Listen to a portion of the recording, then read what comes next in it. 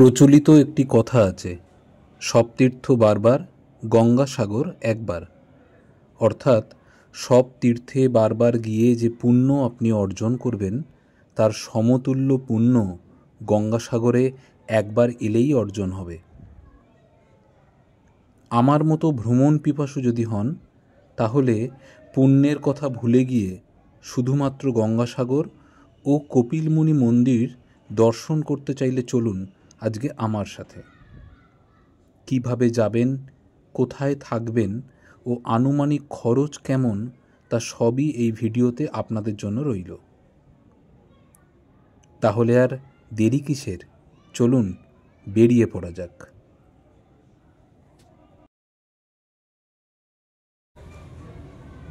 খুব ভোর ভোর এসে পৌঁছলাম সদাব্যস্ত শিয়ালদা স্টেশনে।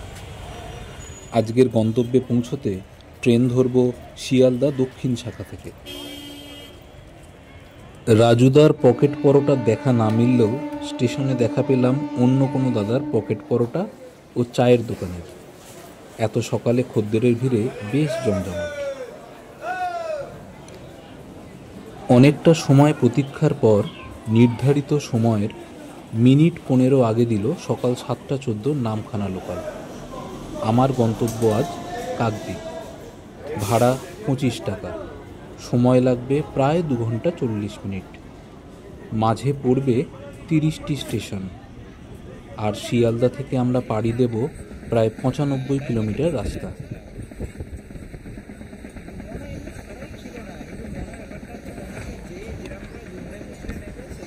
এই সময় গঙ্গাসাগর যাত্রী অনেক। প্রায় ট্রেন খালি করে সকাল 10টার সময় 2 নম্বর প্ল্যাটফর্মে ট্রেন আমাদের কাকদ্বীপ স্টেশনে নামিয়ে চলে গেল।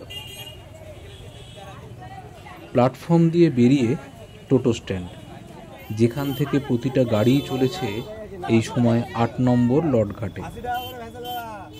নিয়মিত ভাড়ার তুলনায় অতিরিক্ত ভাড়া মাথাপিছু 30 টাকা দিয়ে চেপে বসলাম ফেরিঘাটে যাওয়ার জন্য।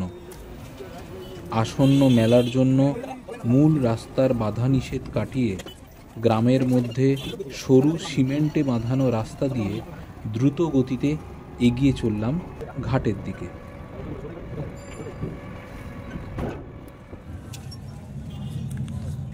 ফেরিঘাটের প্রায় 1 কিলোমিটার আগে টোটো থেকে নেমে প্রথমেই 20 টাকায় মুড়ি ঘুগনি দিয়ে সেরে নিলাম সকালের জলখাবার। তারপর পদব্রজে হাজির হলাম লট নাম্বার 8 জেটিঘাটের 1 নম্বর গেটে।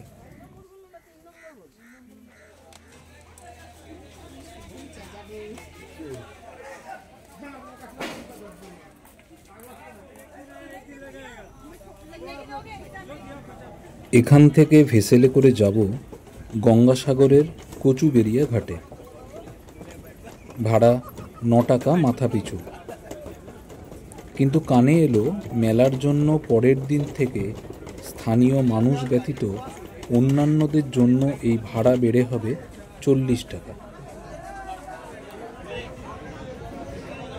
ঘড়ি ধরে ঠিক সকাল 11:30টায় ভেসেল রওনা দিল। বলে রাখা ভালো, জোয়ার ভাটার উপর এখানে ভেসেলের সময় নির্ধারিত হয়। বিস্তৃত এই নদী মোহনা পাড়ি দিতে কিন্তু বেশ লাগে। জলের ওপর দাঁড়িয়ে থাকা ইলেকট্রিকের বিশালাকায় পোল, বিভিন্ন ভেসেলের আনাগোনা, ছোট নৌকার ভেসে বেড়ানো, মানুষের দেওয়া খাবার খেতে সিগুল পাখির ক্রমাগত ভেসেলের সাথে সাথে উড়ে চলা, আর ভক্তি ভাবপূর্ণ পুণ্যার্থীদের নাম সংকীর্তন শুনতে শুনতে কখন যে 40 মিনিট পেরিয়ে কচুবেড়িয়া ঘাটে ভেসেল পৌঁছে গেল তা টেরই পেলাম না। পুণ্যার্থীর জনস্রোতে গা ভাসিয়ে নেমে পড়লাম গঙ্গাসাগরের কচুবেড়িয়া ঘাটে।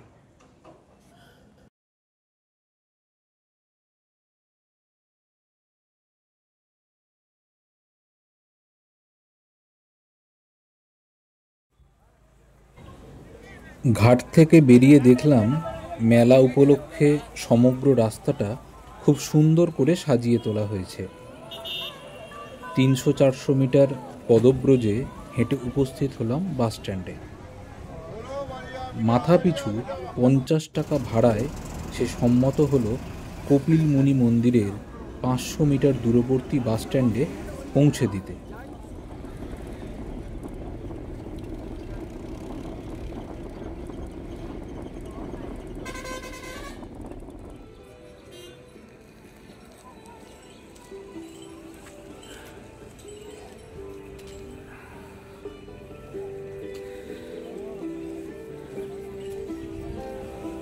বাস স্ট্যান্ড থেকে নেমে বাঁদিকে একটা রাস্তা চলে গেছে, সেই রাস্তা ধরে এগিয়ে চললাম।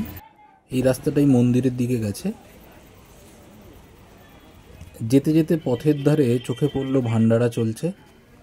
সেখান থেকে 2 বাটি খিচুড়ি সংগ্রহ করে নিলাম নিজেদের উদরপূর্তির জন্য। বাস স্ট্যান্ড ও কপিলমুনি মন্দিরের মাঝামাঝি রাস্তায় রয়েছে ভারত সেবাশ্রম সংঘের থাকার ব্যবস্থা। পায়ে হেঁটে গিয়ে আমরা এখানে একটি অ্যাটাচ বাথরুম ঘর পেয়ে গেলাম 500 টাকার বিনিময়ে। প্রচুর থাকার ঘর, বিশালাকার একটি মন্দির ও খোলামেলা পরিবেশ নিয়ে এই ভারত সেবাশ্রম সংঘের থাকার ব্যবস্থা।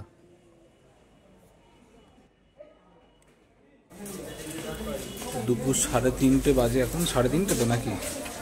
হ্যাঁ, 3:30। তো এখন আমরা এই বেরোলাম স্নান টান করে। আপনারা দেখলেন পুরো ভারত সেবাশ্রম সংঘের যে ভেতরটা কেমন, রুমটা কেমন, এসে থাকতেই পারেন। তো এবার আমরা বেরোলাম, বেরিয়ে এবার খাওয়া দাওয়া করবো। এখানে রাস্তার ওপর অনেকগুলো হোটেল আছে, দেখা যাক কোনো একটায় খাবো, আর তারপরে খাওয়া দাওয়া করে কপিলমুনি আশ্রম যে মন্দিরটা সেটা কিন্তু দেখতে যাব। কালকের দিনটা পর্যন্ত আছি, তো আজকেও দেখবো, কালকে দেখা যাক। মানে আজকে পুজো দেবেন না কালকে? আজকে পুজো দেবেন না কালকে? কালকে তাহলে সকালবেলা পুজো দিয়ে আমরা তারপর বাড়ির দিকে রওনা দেবো। এখন এখানে চারিদিকে দোকান দেখা যাক, কোথাও একটা খাওয়া দাওয়া করতে হবে, অনেক বেলা হয়ে গেছে।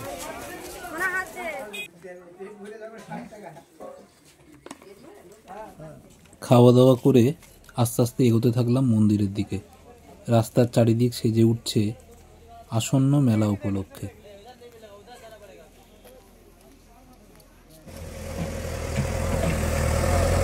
টেম্পোরারি থাকার জায়গা এই যে তৈরি হচ্ছে ভারত সেবাশ্রম সংঘের তরফ থেকে। মহারাজ বসে আছেন, দেখাশোনা করছেন। এই হচ্ছে থাকার ব্যবস্থা। এই যে নিচে বিচলি পাতা এবং তার উপর এই যেরকম তেরপোল পাতা থাকবে। এটা আরামসে 30 লোক তো থাকতেই পারবে।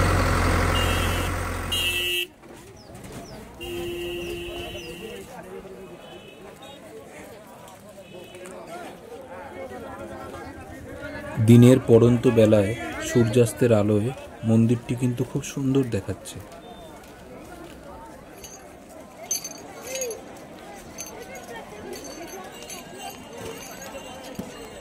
চারিদিকে নাগা সাধুদের উপস্থিতি চোখে পড়ে।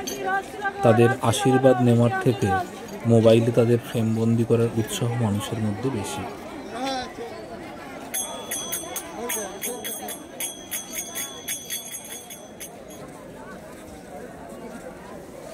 যেহেতু এখনো পুরোপুরিভাবে মেলা শুরু হয়নি, তাই নিয়মের শিথিলতায় সুযোগ হয়েছিল মন্দিরের ভিতরের দৃশ্যাবলী লেন্সবন্দি করার।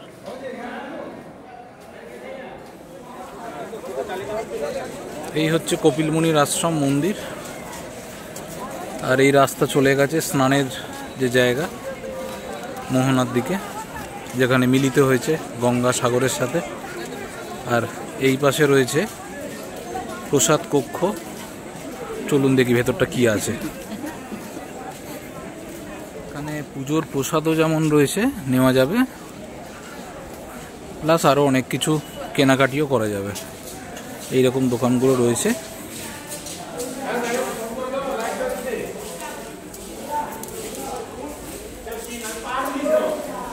এখান থেকে প্রসাদ নিয়ে জুতোটা জমা দিয়ে আপনারা পুজো দিয়ে আসতে পারেন।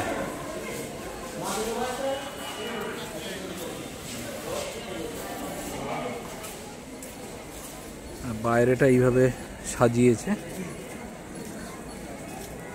এখানে একটা শঙ্খ ধরে আছে হাতের মধ্যে।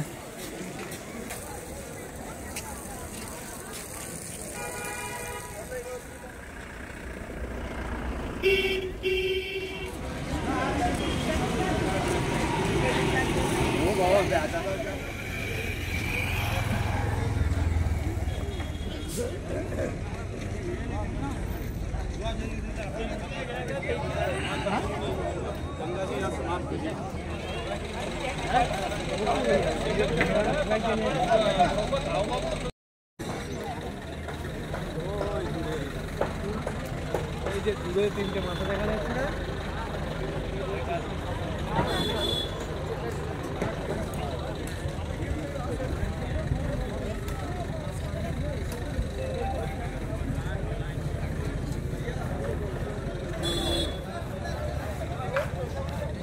বিভিন্ন রকম অনুষ্ঠান হবে এখানে, তার প্রস্তুতি চলছে, স্টেজ তৈরি হচ্ছে।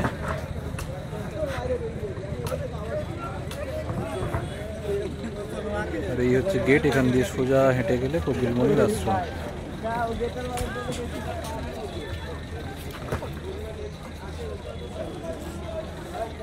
কিছুটা হলেও এটা একটা ভার্জিন সি বিচ, কিন্তু গঙ্গাসাগরের পূর্ণ স্নান উপলক্ষে সেজে উঠছে আস্তে আস্তে এই সৈকত।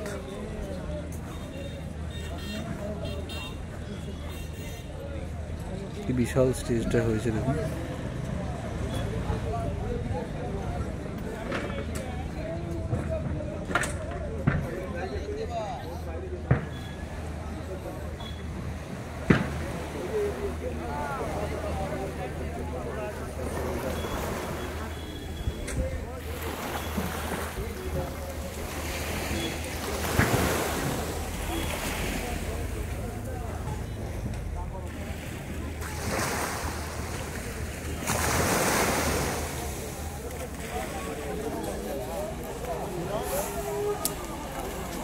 বাঁদিকে গড়ে উঠেছে বেড়া দিয়ে ঘেরা সাময়িক থাকার জায়গা, আর এইখানটাই হচ্ছে স্নানের জায়গা।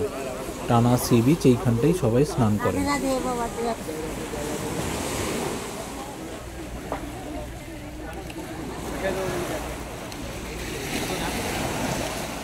দূরে পতাকা দিয়ে ব্যারিকেড করে বিপদ নিশানা করা আছে। যারা স্নান করবেন এই ব্যারিকেডের এই দিকেই স্নান করবেন, টপকে ওই দিকে যেতে পারবেন না। এবং ক্রমান্বয়ে ব্যারিকেডের ওই দিকে নৌকো কিন্তু টহল দিচ্ছে।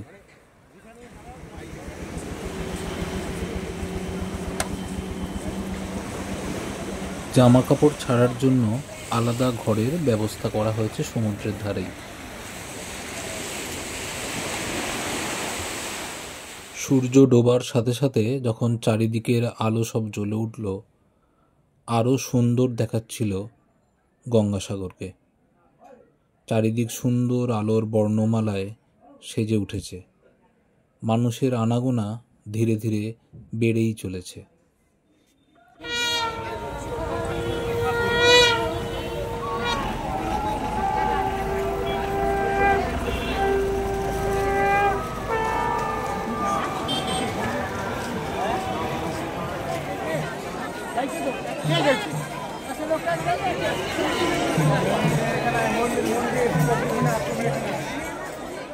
চারিদিকে আলোর ছটা, মানুষের ভিড় সারা বছরের এই শান্ত নিরীহ জায়গাটিকে যেন অভূতপূর্ব আনন্দে ভরিয়ে তুলছে।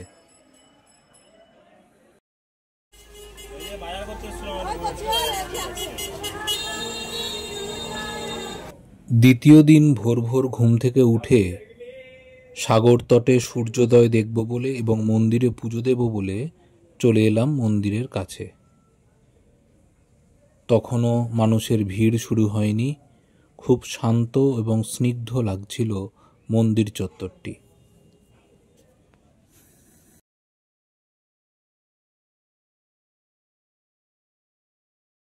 হাতের মোবাইল ফোনেই আপনি দেখতে পাবেন মেলার সব ছবি এবং ভিডিও। সাগর তটে এবার থাকছে বিশেষভাবে আলোর ব্যবস্থা। সুন্দর আলোকসজ্জার মাধ্যমে সাগর তটে যাওয়ার 5টি রাস্তাকেই বিশেষভাবে সাজিয়ে তোলা হয়েছে। সকল প্রভৃতিকে নিরাপদ, সুগম, ক্লেশহীন ও সার্থক করে তোলাই পশ্চিমবঙ্গ সরকারের একমাত্র লক্ষ্য।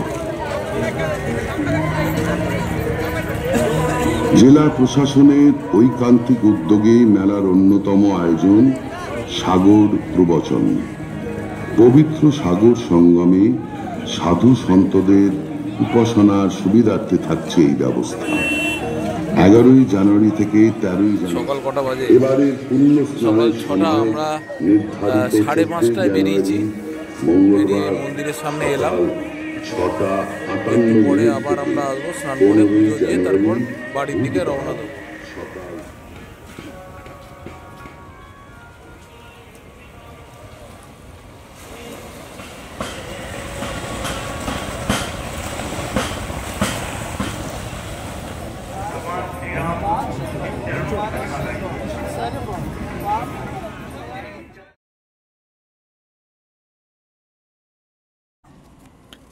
স্নানের পথের দুধারে বহু মানুষ, বহু সাধু সন্ন্যাসী বসে থাকেন কিছু ভিক্ষার আশায়। অনেক মানুষ স্নান করে যাবার সময় দান ধ্যান করেন। সেই দান পাওয়ার আশায় বহু মানুষ এইভাবে বসে থাকেন।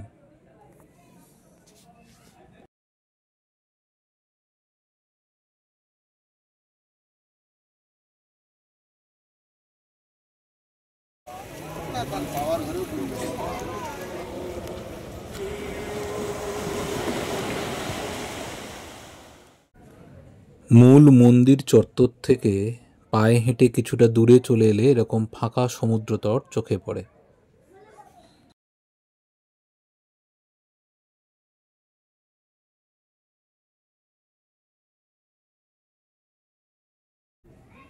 এই দিকটায় মানুষের আনাগোনা কম বলে অনেক পাখি চোখে পড়ে। বেশ কিছুক্ষণ সমুদ্রের ধারে ঘোরাঘুরি করার পর কুয়াশাচ্ছন্ন আকাশের মধ্য থেকে সূর্যি মামা উঁকি দিতে থাকেন। সকাল 6:45 বাজে। আস্তে আস্তে সূর্য দেখা দিয়েছে। এই সূর্য উঠছে।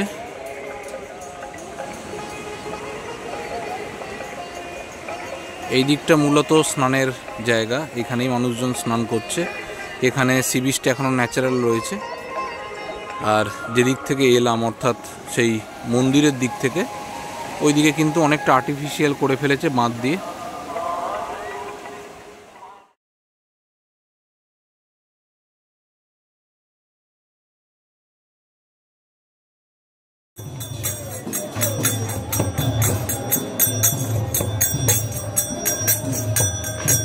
মন্দিরে সকালবেলা পুজো দিয়ে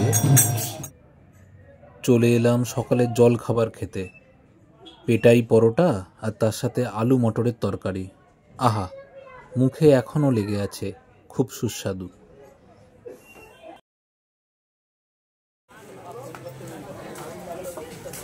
সকাল 9:15। এই গঙ্গাসাগর থেকে বেরিয়ে যাচ্ছি। গতকাল এসছিলাম, তো 1 রাত 2 দিন। তো ভিডিওটা কেমন লাগলো সবাই জানাবেন।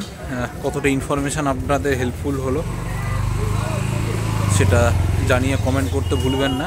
আর যদি ভালো লাগে লাইক করবেন, কমেন্ট করবেন, শেয়ার করবেন। আবার নতুন জায়গায় নতুনভাবে দেখা হবে। চলুন এবার বাড়ি ফেরার পথ ধরি।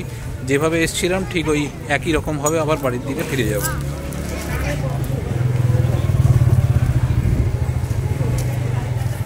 টাটা।